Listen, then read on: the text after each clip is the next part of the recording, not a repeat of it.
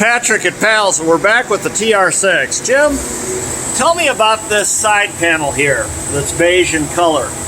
What is unique about that? Well, it's not really unique. They use this to put a piece of vinyl here so you don't see the paint and everything under here because the way the parts fit. But the thing is, when you get the kit to do the whole interior, a lot of the parts, like these pieces of carpet strips here and this, they just give you a big roll of vinyl and say, use your old parts as templates.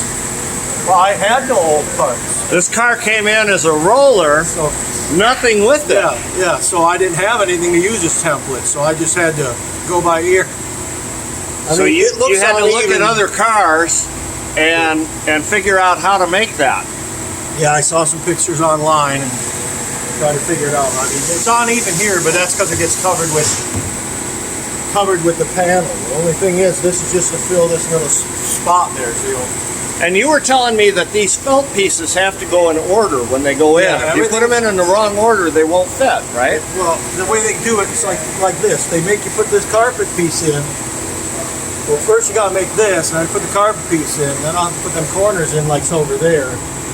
And then I've got the whole piece that wraps around here that's got to be glued. This got to be cleaned up and glued together and put on. It's got to go in a particular order, otherwise you're in trouble, especially if you're gluing it down.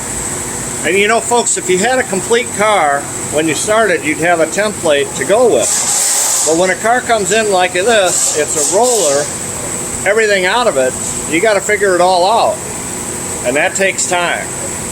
But we're able to do it, Pals. If you've got a TR6, bring it to Pals. We'll get it right for you. See you soon.